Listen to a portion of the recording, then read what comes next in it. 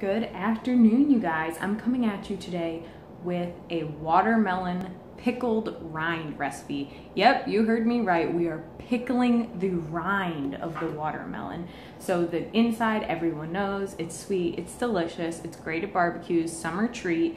These are finally getting to be a good price at the supermarket. This little watermelon here is from Florida. So we're finally getting good, tasty US melons.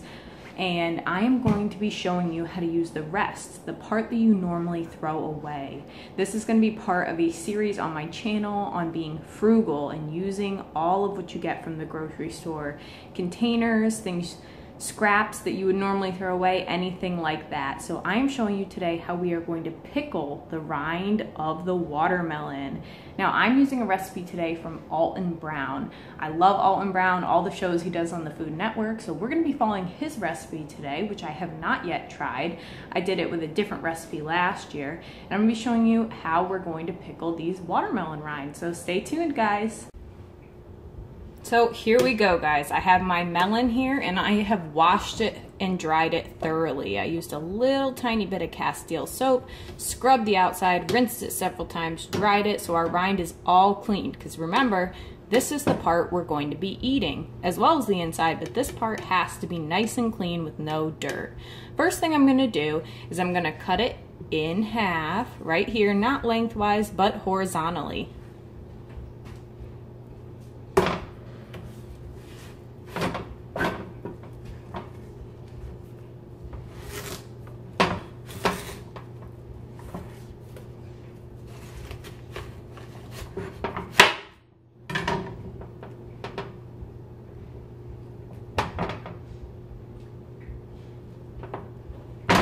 And look at that beautiful color. I love watermelon. It's something I was really craving and addicted to during my whole pregnancy, and I still love it. So right here, I'm going to wrap up this half and put it in my fridge. We are a smaller family of only 3, so I'm only gonna be dealing with half my watermelon today. Okay. Now that that's out of my way, I'm putting it face down here on my cutting board, and I'll be doing another cut right here.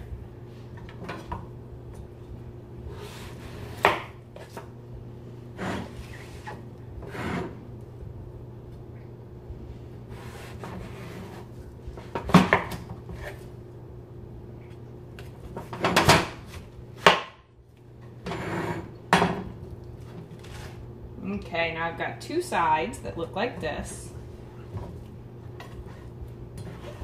And another cut right here and right here.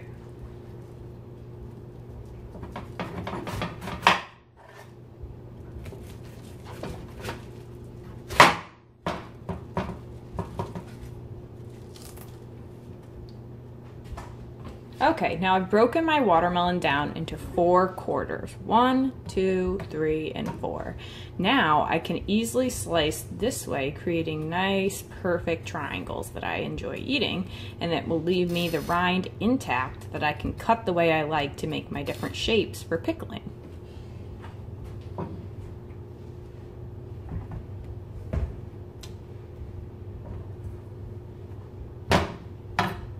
So here's this, and I'm going to cut just like this.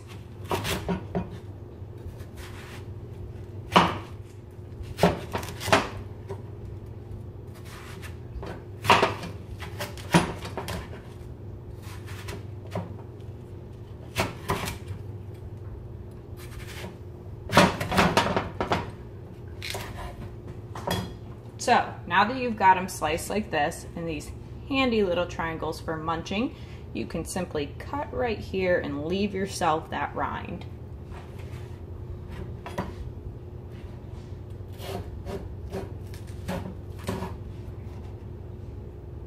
There's your rind. Here's your melon.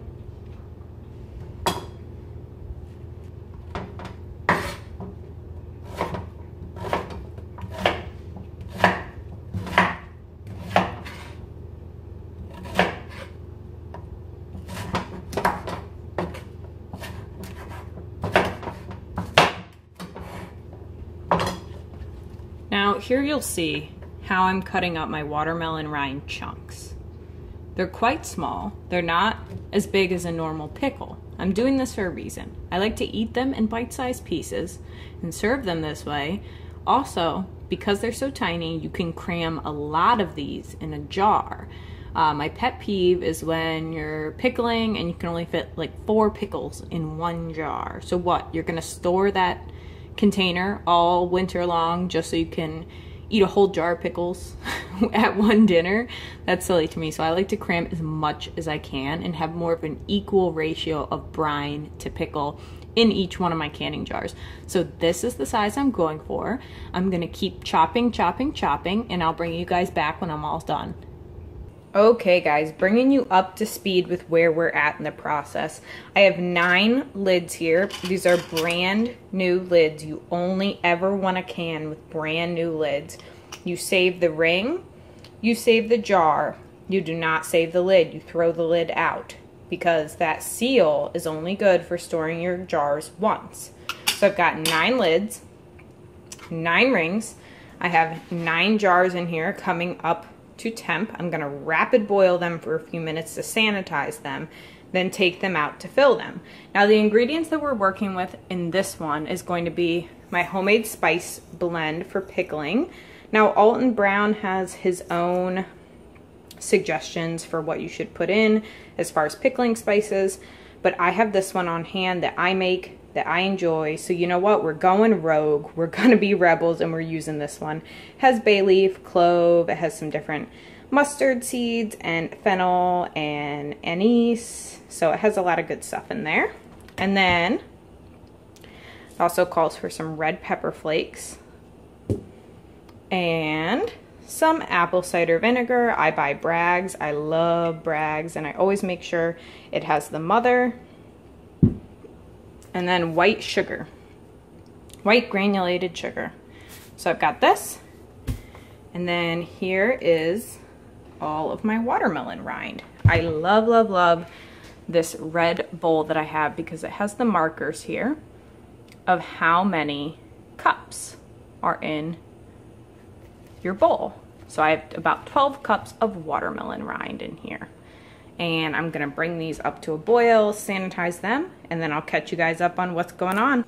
Okay, here we are. So I've got all the jars completely sanitized. They boiled and came to a rolling boil for about 5 minutes time. I removed them carefully and I filled them with the watermelon rind, and then I went ahead and put 1 pinch of my homemade pickling seasoning in there, as well as a pinch of red pepper flakes. So 1 pinch of my homemade pickling seasoning, 1 of red pepper flakes. Stuff those jars while they're hot. And that's that, guys. So here's the, right here, the brine that we're gonna use. I'm bringing that up. I want it nice and hot. You want your brine to be hot because the water you're about to put your cans in are hot. If these two are the same temperature, your glass should fare well. If this was cold and then you were to drop it right into boiling water, then you're gonna have a problem. Your glass is gonna shatter. So you want your brine hot and your water hot. You wanna stuff your jars while they're hot, and then you'll have no problem popping them in there. So here we are, guys. The time to can has come. So this is processing time. So basically what you're gonna do here is let them process for 5 minutes. You're basically gonna plunge them into that boiling water for 5 minutes of time. This is gonna help those seals really attach, make that nice seal, and then when they come out, they'll cool. You'll hear those nice pop, pop, popping noises, and that will show that those lids are now sealing on nice and tight, so that you can store these in your cabinet. So I'm gonna go ahead, set my timer, and put these in for 5 minutes, and I'll see you guys when they come out. So guys, here they are. Here is the finished product. I removed the whole basket at once. I lift that whole basket out of the boiling water, and I leave them in the basket to cool. I just set them on a little dish drying towel, And then I just leave them there to cool, and I will let them cool overnight, completely cool, and I will make sure that all the little tops sink in on their own, pop in. I will check the seals before I go ahead and store them. And if any do not seal, that's okay, don't panic. Throw them in your fridge and just use them within the next few weeks. If they don't seal right, you can't store them. If they do, you can. So don't sweat it, sometimes things happen. You can pop one in the fridge if one doesn't work.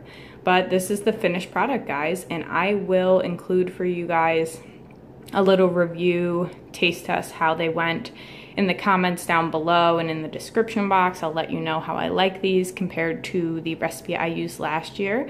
But let me know down below, do you guys do home canning? Do you make pickles? Have you ever had watermelon rind pickles? Let me know what you think, and thank you guys for tuning in, and have a great summer day. Bye.